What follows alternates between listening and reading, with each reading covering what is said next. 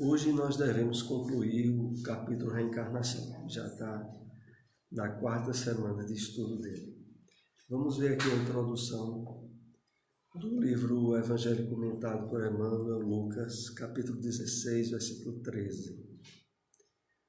Cristo é a linha central de nossas cogitações. Somos servos dele. A tarefa primordial do discípulo é, portanto, compreender o caráter transitório da existência carnal, consagrar-se ao Mestre como centro da vida e oferecer aos semelhantes os seus divinos benefícios. Quando Emmanuel aqui coloca para nós de que Cristo é a linha central de nossas cogitações, ele se refere ao fato de que a percepção da vida em termos de espiritualidade, de eternidade, é exatamente aquilo que nos foi trazido pelo Cristo e que hoje é desenvolvido plenamente pelo Espiritismo. E aí, dentro dessa percepção da vida de uma forma totalmente inovadora, diferente das encarnações que nós já tivemos outrora, há toda uma mudança, ou pelo menos deveria haver, na maneira nossa de agir, de interagir, de perceber a realidade transitória do mundo material. E nessa percepção, o primeiro ponto que o Espiritismo trabalha muito em nós é o entendimento de que a harmonia com as leis de Deus e o entendimento sobre a realidade da vida espiritual nos convida ao trabalho, ao servir, a ser intermediário dos benfeitores espirituais. E por isso ele continua dizendo: a tarefa primordial do discípulo é, portanto, compreender o caráter transitório da existência carnal. Essa é a tarefa primordial para qualquer um de nós, boa noite, que realmente queira e coloque o Cristo como linha central de nossas cogitações. Então, repetindo aqui a frase de Emmanuel, a tarefa primordial do discípulo é, portanto, compreender o caráter transitório da existência carnal. Compreender esse caráter transitório significa que os objetivos e as metas principais de nossa vida não se limitam mais à experiência física, de que nós cogitamos de uma realidade e de uma planificação de objetivos que não se realiza mais no corpo material. Nós somos agora, constantemente, através da revelação espírita, chamados a refletir, agir e perceber a vida em termos de eternidade, quer no corpo, quer fora do corpo.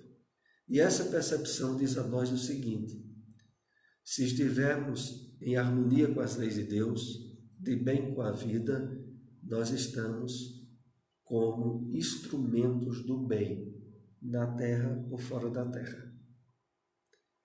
E por isso ele continua ainda: consagrar-se ao Mestre como centro da vida é oferecer aos semelhantes os seus divinos benefícios.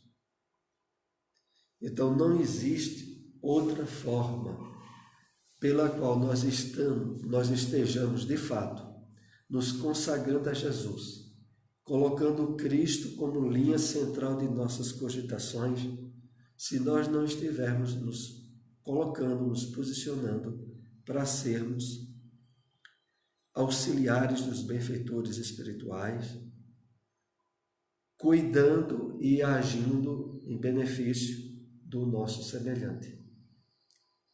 Então é nisso que essa citação de Lucas 16:13 nos convida a perceber. E fechando esse entendimento, e aqui é importante que nós reflitamos o seguinte: o entendimento da vivência religiosa, como o Espiritismo nos coloca, não pode e nem deve gerar nenhum tipo de percepção em termos de fanatismo ou de abstenção do uso da razão e do bom senso. Tudo que nos é apresentado em relação ao entendimento do Evangelho do Cristo e o estímulo para que a gente coloque em prática passa, primeiramente, pelo uso da lógica, da razão e do bom senso. Então, na medida em que, por exemplo, nós estamos tendo esse estudo sobre a reencarnação, à luz do Espiritismo, com base no livro Missionários da Luz, nós somos aí constantemente a usar a reflexão, a razão, para chegar a conclusões definitivas em termos de certeza de convicção sobre o que a doutrina espírita nos ensina e, a partir daí, consequentemente, a nossa maneira de agir passa a sofrer a repercussão disso. E quando isso não acontece, nós chegamos a nos sentir num campo de conflitos, de desarmonia e de frustrações íntimas ou pessoais. Porque ao mesmo tempo que a gente sabe, usando a razão e o bom senso, como deve ver a vida e como deve agir perante o Evangelho do Cristo, e a gente não faz, a gente passa a não se sentir bem. Então eu volto a enfocar isso. Observar a vida do prisma espiritual. Estabelecer metas e objetivos que não se limitam mais à vida no corpo é dedução lógica do Espiritismo. Não é nenhum posicionamento de fanatismo ou de abstenção de usar a razão. Pelo contrário, é de, usando a razão, o bom senso, termos uma nova maneira de viver e de encarar a vida. É esse o propósito que nós podemos deduzir dessa citação de Emmanuel, quando ele diz, outra vez, Cristo é a linha central de nossas cogitações, ou pelo menos deveria ser. A linha central é o ponto primordial do que a gente quer, pensa e objetiva na vida. Vamos então entrar nos comentários finais do capítulo Reencarnação do livro Missionários da Luz. Os orientadores de Segismundo, porém, nas esferas mais altas, guardam o programa traçado para o bem do reencarnante. Note que me refiro ao bem e não ao destino. Isso está na página, já que vocês estão procurando ver, página 208 desse livro, e do final do capítulo para trás são 5 folhas. Então, por que nós separamos a partir desse slide a continuação do estudo? Primeiro, esse fato de grande relevância, que é a questão do destino e do livre-arbítrio. Então, havia um programa da espiritualidade em termos de objetivos do bem, do êxito e do progresso de Segismundo. Esse plano estava e era colocado como a possibilidade real de ser cumprido, não que obrigatoriamente isso viesse a ser realizado por ele durante a encarnação. Por isso, Alexandre esclarece: note que me refiro ao bem, não ao destino. Muita gente confunde plano construtivo com fatalismo. Então, todos nós, como comentamos aqui na semana passada, somos de evolução mediana. E pelo que Alexandre esclarece nesse capítulo, nós tivemos as nossas reencarnações programadas, possivelmente com nossa coparticipação, de tal maneira que houve uma base, uma estrutura ideal do que nós iríamos fazer quando estivéssemos reencarnados. Essa estrutura ideal poderia ser alcançada ou não, ia depender do nosso livre-arbítrio. No caso do Sigismundo, havia planejamento lá, um plano do que deveria, em termos de excelência, ele alcançar durante a encarnação. E esse programa, como Alexandre aqui diz, estava nas esferas mais altas. Continuando. Em vista disso, o mapa alusivo a Segismundo está devidamente traçado, levando-se em conta, veja só o que é que se tem que levar em conta nesse mapa traçado. A cooperação fisiológica dos pais, a paisagem doméstica, o que ele ia aprender na primeira, segunda infância, os exemplos e a vivência com os pais, e o concurso fraterno, o apoio, a ajuda espiritual que ele estaria recebendo em termos intuitivos, de amparo do seu anjo guardião, e o concurso fraterno que ele será prestado por inúmeros amigos daqui. Então, esses três fatores principais estariam conjugados em termos de ele realizar o planejado. Pode ser que não viesse a realizar, mas havia a coparticipação conjunta disso. E é por isso mesmo que as possíveis modificações ocorrem com a maioria de nós. Por exemplo, os pais, principalmente a mãe, abrem portas para o estabelecimento de um vício durante até o próprio período gestativo. No caso, entraria essa cooperação fisiológica dos pais, iria ser atrapalhada pelo erro, no caso da mãe.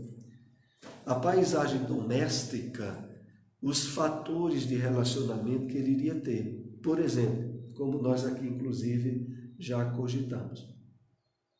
O pai Adelino poderia, percebendo o compromisso que assumiu no plano espiritual, ser um pai muito dedicado a ele, em termos educativos, em termos de cooperação. Mas também poderia abrir-se nele desequilíbrios emocionais na área do ciúme, da rivalidade, já que o Segismundo tinha complicado e assassinado o pai na vida anterior. Então, tudo seria possível. É por isso que há um planejamento, mas não há uma certeza como é que vai ser realizado. Porque se juntam os fatores de influência dos pais, os fatores orgânicos e o amparo espiritual para que o melhor se desse. Porque o amparo espiritual dos espíritos protetores, do anjo guardião, também estaria ali para amparar ele. Em resumo, um campo de possibilidades, mas não uma certeza de que iria dar tudo certo. Poderia não dar, como muitas vezes ocorre em muitas reencarnações na Terra. Uma reencarnação que, por exemplo, um filho ou uma filha é vítima de um crime de pedofilia dentro de casa. Quantos não há? E que desagrega e complica a vida daquela criança de forma profunda. Claro que a gente sabe que não é fora das questões do passado, já que ninguém sofre uma provação grave sem que haja um passado atrás. Mas, por outro lado, a gente sabe também que o entendimento espiritual da vida nos ajuda a explicar, mas não a justificar crimes nem erros. Mas tudo está dentro de um campo de possibilidades. Era o que aqui nós somos alertados sobre esse mapa devidamente traçado para o Segismundo. Continuemos. E o espírito que torna a esfera de carne pode melhorar essa cota de valores, ultrapassando a previsão superior. Veja, às vezes é possível se fazer até mais do que havia sido programado em termos positivos. pelo esforço próprio intensivo, ou distanciar-se dela, enterrando-se ainda mais nos débitos para com o próximo, menosprezando as santas oportunidades que lhe foram conferidas. Veja, a questão do livre-arbítrio, ela é muito delicada quando nós temos o entendimento do destino à luz da doutrina espírita.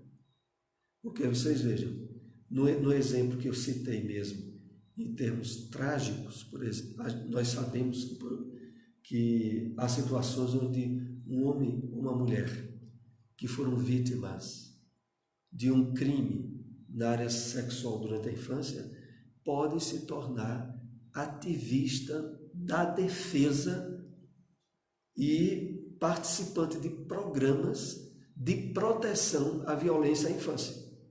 Há casos desse.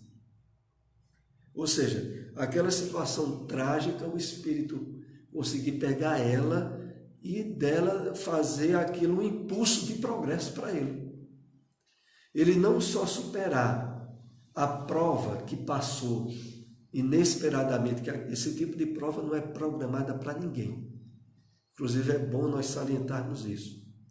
Não existe programação para alguém ser vítima de um crime por outro. Não existe programação para que alguém sofra um desastre, uma tragédia em termos de atitude, de comportamento de alguém em relação a nós. Não há programação nenhuma para nenhum espírito que reencarna para ele se tornar um criminoso. Quando isso ocorre, é o resultado do mau uso do livre-arbítrio do homem. Mas que aqueles que são atingidos, como havíamos dito, não deixam de estarem incursos em necessidades provacionais ou kármicas. A questão é que não precisava ser alguém para se tornar um criminoso. As leis da vida, se necessário, colocaria situações e circunstâncias onde aquilo seria resolvido.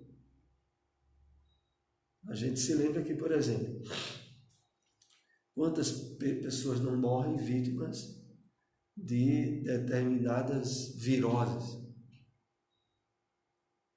e que às vezes passam por dores e sofrimentos físicos semelhantes àqueles que poderiam ser provocados por uma arma de fogo e tem que ser objeto de uma cirurgia, de receber cortes, etc., na tentativa de sanar uma doença, cuja causa foi natural, sem que precisasse de alguém para esfaquear a pessoa. Então é preciso a gente entender, em resumo do que estamos aqui comentando, de que, veja,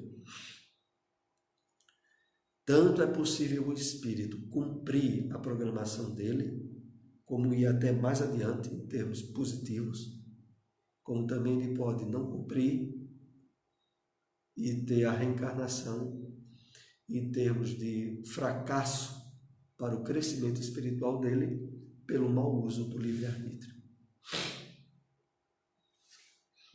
Continuando.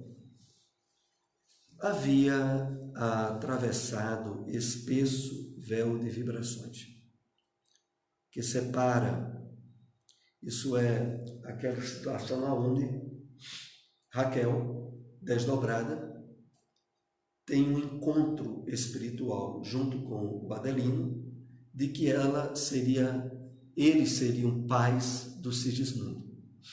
Já havia sido resolvida aquela situação de animosidade e agora já estava tudo certo para o Sigismundo reencarnar. Aí ela tem um desdobramento junto com o Adelino, onde ocorre isso aí. Ela havia atravessado o espesso véu de vibrações que separa o plano espiritual da esfera física e não conservava qualquer reminiscência precisa da sublime felicidade de momentos antes. Todavia, seu sentimento de júbilo permanecia dilatado. Suas esperanças transbordavam. Vejam, Raquel aqui narra para nós, comunga a situação dela. André Luiz nos traz o que Raquel sentia, e que é algo que muitas vezes nós já podemos ter tido experiências similares. E qual foi? Aquele momento em que ela esteve com Alexandre, com espíritos do bem, e sabendo que ela ia ser mãe, fez com que quando ela acordasse, ela tivesse uma sensação de bem-estar, de felicidade, onde as suas esperanças transbordavam. Às vezes esses encontros se dão entre parentes, onde um deles houvera desencarnado, e durante o desdobramento há um reencontro, e aquilo é um momento tão felicitador que quando a pessoa acorda, ela tem a sensação precisa e ainda a reminiscência das emoções boas que foram aquele encontro. Foi o que aconteceu com Raquel. E aqui é bom nós lembrarmos que Raquel e Adelino, pelo que nós percebemos no capítulo, eles não eram espíritas, não tinham conhecimento da reencarnação, de desdobramento. Mas a realidade que se passa em termos espirituais quando nós estamos dormindo é para todos os espíritos. E eles também passaram por essas sensações. Seria mãe pela segunda vez, pensava contente. Ela acordou com esse tipo de intuição. Essa ideia que lhe não despontava no cérebro por acaso, balsamizava-lhe a alma.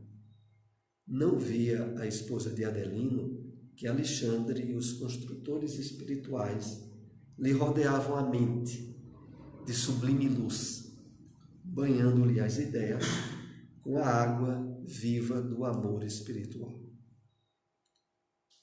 Então, essas ideias intuitivas que Raquel estava tendo, era o resultado direto das experiências de desdobramento que ela estivera tendo à noite. Por outro lado, ainda tem um dado aqui importante para nós refletirmos, é que a presença de Alexandre, de André Luiz e de espíritos elevados fazia com que ela se sentisse banhada em termos de ideias, de pensamentos bons, pela presença desses espíritos. É o que vez ou outra ocorre conosco em situações variadas. As companhias espirituais elevadas, elas sempre nos deixam aquela sensação de brisa suave, aquela sensação agradável e muitas vezes seguidas de pensamentos e de ideias otimistas e positivas que nós normalmente não estaríamos tendo.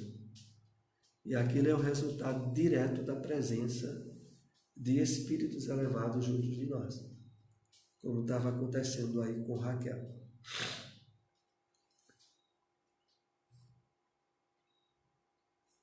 Após acompanhar, profundamente absorto no serviço, a marcha dos minúsculos competidores que constituíam uma substância fecundante, identificou o mais apto, fixando nele o seu potencial magnético. André Luiz aqui se refere a Alexandre, ao que ele percebeu em Alexandre, do papel que Alexandre estava tendo para a fecundação, o trabalho de fecundação do óvulo de Raquel no momento inicial do processo gestativo. Identificou o mais apto, fixando nele o seu potencial magnético, dando-me a ideia de que o ajudava a desembaraçar-se dos companheiros para que fosse Primeiro, eu estive assistindo recentemente uma palestra de Alberto Almeida, que era justamente sobre reencarnação, que ele fez a transmissão recentemente pelo Facebook. E ele contava um caso, que eu me lembro aqui em parte, muito interessante. Ele dizendo, vejam, que tem ligação direta com o tema que nós estamos tratando. Ele dizia, vejam, no momento que antecede a fecundação do óvulo, são bilhões de espermatozoides, onde só um deles é que vai fecundar o óvulo. Em termos matemáticos e lógicos, para a ciência materialista, era para ser o mais forte, o mais ágil, o mais qualificado. Mas veja o que é que ocorre. Muitas vezes, o espermatozoide que fecunda o óvulo é aquele que vai trazer traços de uma síndrome de Down, de um problema grave em termos de constituição para o futuro feto, aonde, na verdade, era para ser, em termos lógicos, o contrário. E aí ele citou um caso de alguém conhecida dele, uma jovem casada, que quando teve o primeiro filho nasceu mudo. Mas aí ela teve um segundo filho, que também nasceu mudo. E ela ainda teve um terceiro filho, que nasceu mudo. Nesse ponto, que já se esperava que ela não viesse ter mais filho, ela engravidou outra vez. E aí não faltou médico para dizer a ela que a possibilidade de nascer mudo era imensa e que recomendava a ela o aborto daquele quarto filho, porque os 3 filhos tinham sido mudos. E ele disse que essa senhora levou à frente a gestação. O filho nasceu ouvindo e falando mais do que qualquer outro e se tornou, de fato, a mão de ajuda para ela cuidar dos outros filhos, de cuidar dos irmãos. E aí, veja, ele se referindo a essa questão de fecundação do óvulo. Bilhões de espermatozoides. Aí aquele que vence a corrida é o defeituoso. Em termos de lógica ou de razão, não era para ser assim. Mas aí a gente aprende, como estamos vendo aqui, a questão do espírito reencarnante e das interferências espirituais durante a gestação, inclusive durante o início da gestação. Porque aí, veja, Alexandre é quem identifica qual seria o espermatozoide que teria as condições ideais em relação ao Sigismundo e projeta nele uma atenção que intensifica o poder, o potencial magnético daquela célula e faz com que ele ganhe a corrida. Então aqui nós, nesse capítulo, começamos a entender as causas que fazem os nascimentos, que para muitos médicos e para a ciência é difícil de entender, mas à luz da compreensão espírita de forma nenhuma. Continuando. Em seguida, Alexandre ajustou a forma reduzida de Sigismundo, que se interpenetrava com o organismo perispirítico de Raquel, sobre aquele microscópico globo de luz, impregnado de vida, e observei que essa vida latente começou a movimentar-se. Isso é a primeira célula constitutiva do futuro que seria o Sigismundo, aonde onde inclusive aqui tem um dado muito importante que André Luiz coloca para nós refletirmos algumas deduções. Vejam só. Ajustou a forma reduzida de Segismundo. O corpo espiritual de Segismundo se tornou pequeníssimo, adaptável ao óvulo que estava sendo formado ali. E outro fato curioso é quando ele diz que se interpenetrava com o organismo perispirítico de Raquel. É exatamente isso que ocorre, inclusive, nos chamados fenômenos mediúnicos de psicofonia, quando o espírito se comunica através de um médium em termos de ostensividade. A comunicação se dá perispírito a perispírito. Há uma interpenetração do corpo espiritual do espírito que quer se comunicar com o corpo espiritual do médium. É por isso que dizem que o trabalho mediúnico realizado com devoção, com dedicação, com elevação, é como um parto. E é como até um processo de fecundação para aquele espírito, em termos de transmissão de energias equilibradas, curativas, restauradoras, para um espírito que pode estar sofrendo muito no plano espiritual. Face o tipo de morte que teve, face uma certa necessidade provacional que ele estava tendo em termos de desequilíbrios ou até de doenças, e que recebe um verdadeiro banho de luz e de tratamento através do trabalho de psicofonia mediúnica durante as reuniões espíritas. Porque ali há uma espécie de penetração dos perispíritos. E o reflexo das energias salutares, benéficas do médium penetram profundamente o espírito. Há muitas situações no plano espiritual aonde o tratamento de recuperação de um espírito se inicia através do processo de incorporação numa reunião, como nós chamamos de psicofonia. E isso, vejam, se parece muito com a fecundação.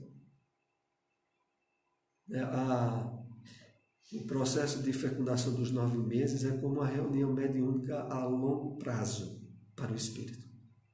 Porque é uma interpenetração dos corpos espirituais, onde há uma influência muito grande. Não é por outro motivo que as emoções, os sentimentos que a mãe tem, passam vivamente para o feto, para a criança em formação. Estados de profunda agitação ou de desequilíbrios emocionais têm um reflexo complicado para o espírito, porque ele vai sentir a repercussão de forma muito intensa devido aos estados emocionais da mãe.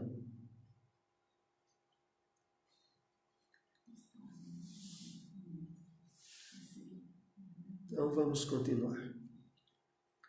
O organismo maternal fornecerá todo o alimento para a organização básica do aparelho físico, enquanto a forma reduzida de Segismundo, como um vigoroso modelo, atuará como imã entre limalhas de ferro, dando forma consistente à sua futura manifestação no cenário da crosta. O que fica bem deduzido desse parágrafo do livro é o seguinte, é de que o espírito reencarnante é quem determina tudo. Porque assim, os fatores que a mãe fornece, o espírito faz a seleção, como um ímã que atrai, que as limalhas de ferro têm em termos de atração magnética. Isso significa que, por exemplo, Mesmo que uma mãe seja jovem, sadia, sem traços hereditários de doenças graves, e ter um filho cuja gestação facultará dar à luz uma criança com problemas graves, por exemplo, do coração, ou problemas graves em alguma outra área. E qual a causa disso? É o espírito reencarnante, não é a mãe, não são os fatores hereditários, que pelos fatores hereditários era para a criança nascer sadia, mas quando olha a criança nasce doente, e doente de uma doença grave. Eu me lembro de um caso aqui que me veio à lembrança porque eu citei essa questão de coração. Uma pessoa conhecida do movimento espírita que uma vez me passou esse testemunho de que quando ela reencarnou, me parece que pouco antes da reencarnação os médicos já percebiam que ela iria nascer com um problema grave no coração e que precisaria ter todo um processo de parto sob vários cuidados médicos, o que de fato aconteceu. E quando a criança nasceu portadora de uma deficiência cardíaca grave, que precisaria ser operada, se possível, nas primeiras semanas de encarnação. E aqui em Caruaru, deduziam um quadro de uma patologia para a qual ela teria que ser operada.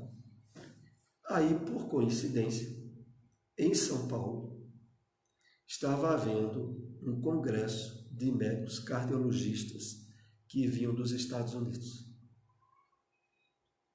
E nesse congresso, a mãe tomou conhecimento de que eles estavam fazendo seleção de casos de doenças graves do coração, principalmente infantis, para ser não só objeto de tratamento, mas de estudo por parte deles. E a pessoa deveria se inscrever, ela se inscreveu.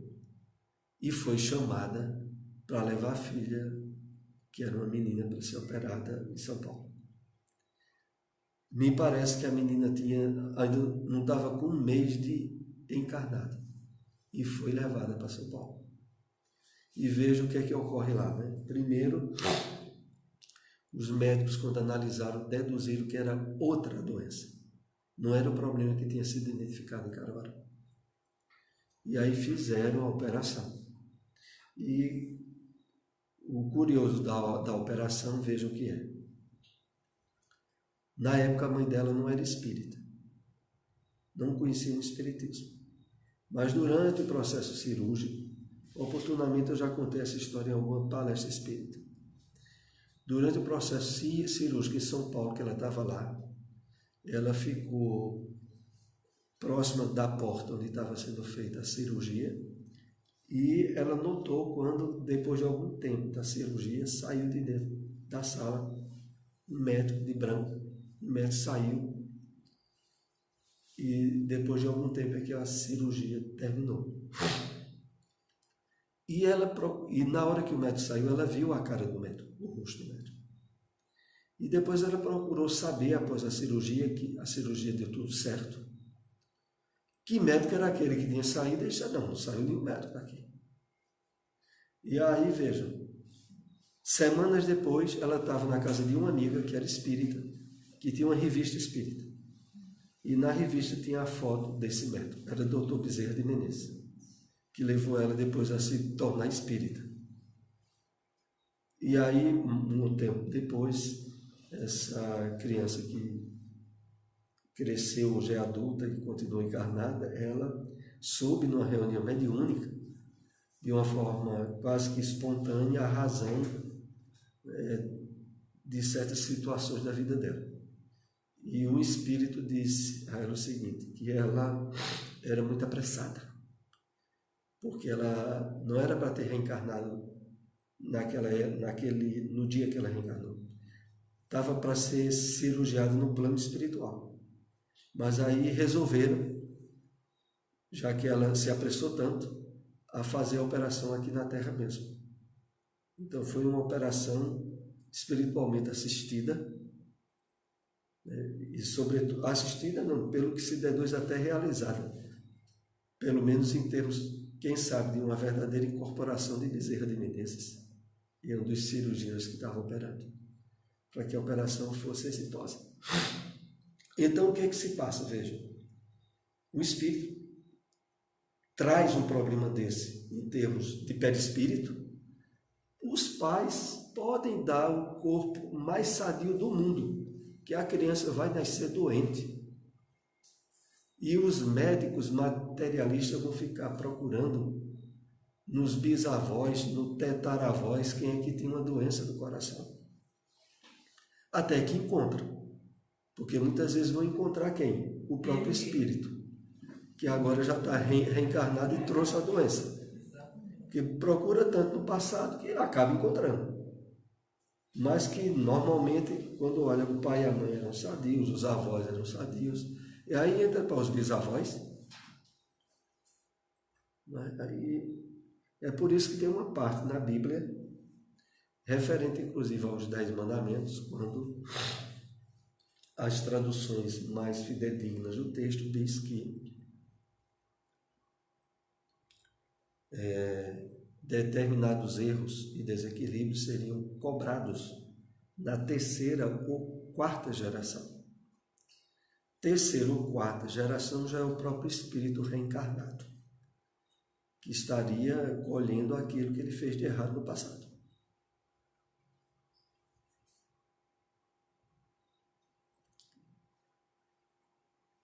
O que opera a diferenciação da forma é o valor evolutivo, contido no molde perispirítico do ser, que toma os fluidos da carne.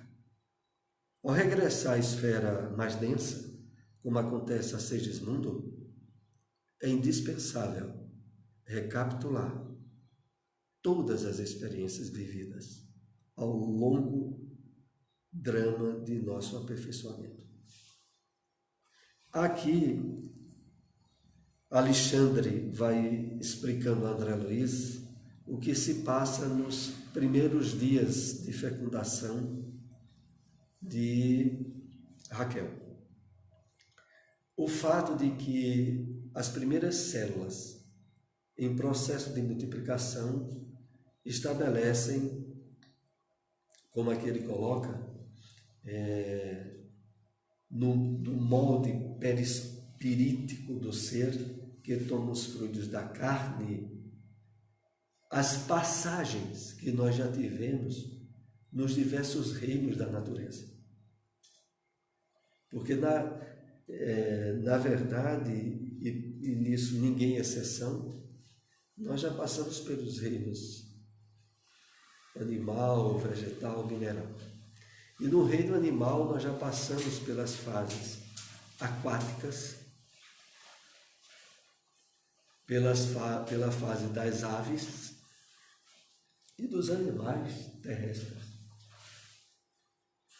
A caminhada evolutiva nossa é de milênios, sem ninguém que seja exceção.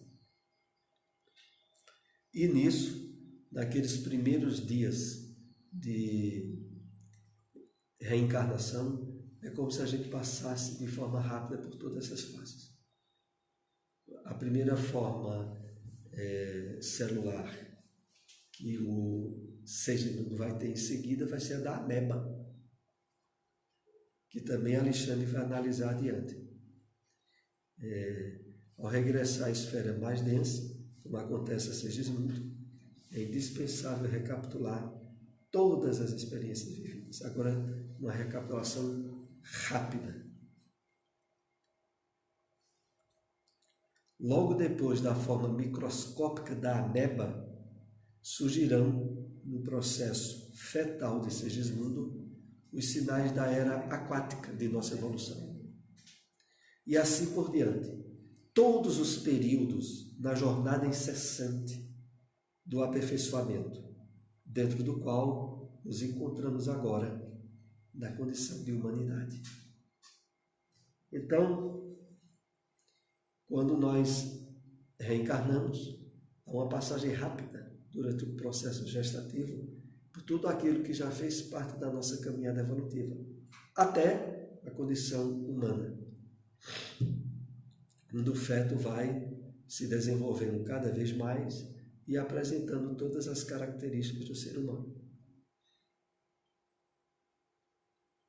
O importante aqui, quando nós vamos estudando, é que esses dados, grande parte desses dados do livro Missionários da Luz, tem sido constatado como revelações de teor científico, alguns inclusive de forma profética. Então, esses dados que Alexandre comenta com André Luiz, que a mediunidade de Francisco Cândido Xavier registrou, são dados científicos, aos quais o espírita que tem acesso a essas obras é convidado a ter uma convicção profunda sobre reencarnação, sobre imortalidade da alma. Não é questão de estar acreditando ou não acreditando, é questão de conhecer ou não conhecer. E se o espírita conhece, e isso hoje é atestado cientificamente, não tem o que acreditar, não. É fato. Certeza. É uma coisa que é fato. A gente tem mais que, conscientizando-se do teor dessas informações, estabelecer uma linha de entendimento, de percepção da vida com novas bases espirituais que antes nós não houvéramos tido. É isso que o Espiritismo hoje nos possibilita. E aqui é o último slide desse capítulo. Daí a momentos, quando trocávamos saudações de despedida, Herculano, com muita simpatia e acolhimento, declarou que permaneceria à minha espera, sempre que eu pudesse voltar à residência de Adelino, para colaborar nos trabalhos de proteção. Então, aqui tem uma informação bem curiosa, é o último parágrafo do capítulo. É de que iria ser mantido todo um trabalho de interferência, de assistência espiritual ao Segismundo. Nesse trabalho, inclusive, André Luiz estaria participando. Isso faz com que nós tenhamos absoluta certeza de que quando ocorrem desastres, mortes, acidentes graves durante a infância, principalmente a primeira infância, é porque, de algum modo, em termos de necessidade evolutiva, aquele espírito precisava passar por aquilo. Porque amparo e proteção espiritual é extensiva a todos. Há um trabalho muito aproximado dos espíritos, até, sobretudo, os 7 anos de idade. Então, quando às vezes ocorre, sabemos que ocorrem, desencarnações, acidentes que levam ao falecimento de uma criança, não tenha dúvida, algo ali muito sério está sendo resolvido, cuja causa, não estando nessa vida, está no passado.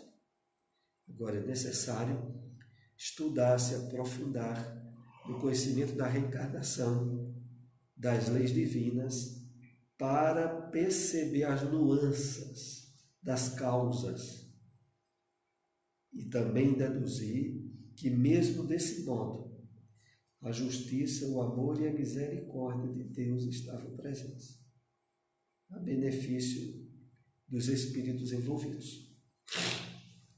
O próximo capítulo será proteção.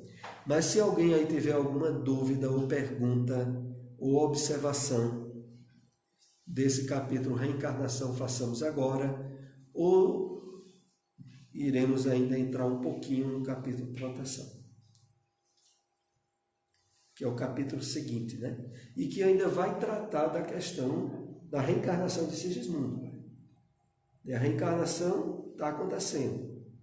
E agora está havendo a proteção e o amparo dos espíritos, que vai ser analisado durante o capítulo, que tem esse nome, proteção.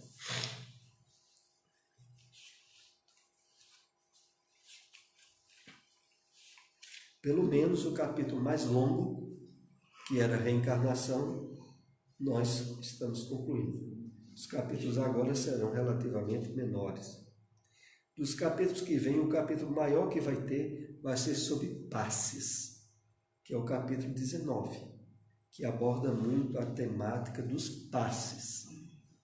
Mas o capítulo da reencarnação, que começou com preparação de experiências, esse agora, proteção, são 12 páginas. Nós vamos aqui apenas iniciar para, de fato, praticamente começar o capítulo na próxima semana. Temos grandes responsabilidades na missão construtiva do mecanismo fetal.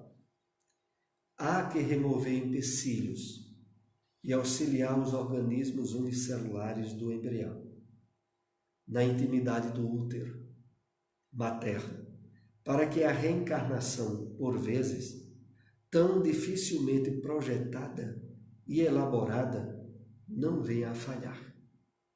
Então, Herculano, que é o espírito que estava à frente dos espíritos que estarem protegendo e estabelecendo linhas construtivas da reencarnação do Segismundo, revela esse fato, de que eles tinham grande responsabilidade nessa missão construtiva do mecanismo fetal. E nós lembramos aqui que mesmo entre nós encarnados, o aperfeiçoamento que a medicina tem tido nessa área possibilita que muitas vezes estruturas hospitalares e de médicos responsáveis cuidam antecipadamente pelo nascimento ou reencarnação de espíritos que, apresentando através de exames de ultrassom determinadas necessidades em termos de doenças ou de problemas, já há toda uma preparação aqui na Terra. Por exemplo, há hospitais especializados na maternidade de filhos com problemas congênitos. E naquele momento em que o espírito está para reencarnar, já tem uma estrutura médica esperando ele. Claro que por trás disso está a lei de causa e efeito. Porque certamente muitos poderão dizer, mas tem gente espírito que reencarna lá no meio do mato, num sítiozinho, com a parteira, sem ter cuidado, proteção, exame nenhum. Exato. Nada fora da lei de causa e efeito. Tudo dentro das necessidades evolutivas de cada espírito. Um espírito que, por exemplo, reencarna em um hospital avançado, com toda uma estrutura médica preparada para que ele não venha ter doenças, não venha ter problemas, etc., tudo está dentro da lei de causa e efeito. A questão toda é que, se a vida é observada apenas pelo ângulo de uma vida só, aí a existência humana é uma grande comédia, segundo Emmanuel. Observar a vida humana apenas como uma vida só é uma bagaceira. Onde tem muita gente sendo alvo de facilidades mil e outros sendo alvos de dificuldades imensas. E há injustiça para cima e para baixo. Problemas, tragédias e desastres que chegam às portas de bons e de maus, de crianças e de velhos. Não há equilíbrio nenhum. A percepção da vida como uma existência só é, como diz Emmanuel, uma comédia. O pior de tudo, uma comédia trágica, onde as complicações são muito maiores do que as facilidades. Continuando ainda. Em razão disso, o aborto muito raramente se verifica. obedecendo a causas de nossa esfera de ação. Em regra geral, origina-se do recuo inesperado dos pais terrestres, diante das sagradas obrigações assumidas, ou aos excessos de leviandade e inconsciência criminosa das mães. Essa questão do aborto, inclusive, ela vai ser tratada de forma bem minuciosa no capítulo seguinte, que é um capítulo que trata exatamente dessa temática com o nome fracasso. Mas aqui, ainda estabelecendo um comentário, que nós iremos prosseguir no próximo encontro, o que é colocado de forma bem clara é o seguinte: normalmente, o cuidado, a preparação e a designação para a reencarnação, como a gente viu estudando o caso de Sigismundo, em termos de regra geral, obedece às finalidades do progresso e do êxito do espírito. Quando surge a questão, por exemplo, do aborto espontâneo, há situações onde o espírito reencarnante desiste e, por iniciativa própria, ele abandona aquela tentativa de reencarnação, ocorrendo muitas vezes situações onde os cuidados, a ajuda, o amparo que a gestante estava tendo era para que não acontecesse nada. E muitas vezes um susto, uma situação que seria de menor importância e ocorre um aborto. É claro que a causa, de fato, não foi aquele susto. Foi uma desistência. Foi uma causa espiritual. Isso se dá, como nós vamos depois estudar mais, devido ao livre-arbítrio. O espírito, quer no plano espiritual, quer na reencarnação, quer quando ele já está reencarnado, o livre-arbítrio dele é fator determinante. Suárez, e quando há o princípio de aborto e a mãe não aborta, espontaneamente, ela passa por repouso, tem todos os cuidados, por que isso acontece? É o espírito que está em dúvida se deve continuar o processo ou não? Entra como o livro aqui aborda, tanto os fatores que podem ter origem no espírito ou na própria mãe. Inclusive em questão de desdobramento, como a gente viu a questão de Raquel. Então, muitas vezes, o processo gestativo está acontecendo, mas questões do passado emergem. A gente viu questões ligadas à Adelina. Pode haver questões ligadas à futura mãe. Um dos dois está recebendo. E pode haver. Foi nessa passada, mas todas pode haver complicações que depois, no plano espiritual, em desdobramento, como ocorreu com eles, pode ser resolvida. E havendo um aborto, mas houve um desdobramento e aquilo foi resolvido. E prossegue o trabalho gestativo. Então, isso depois nós iremos continuar no próximo encontro. Nós vamos para a prece de encerramento e parar aqui nesse início.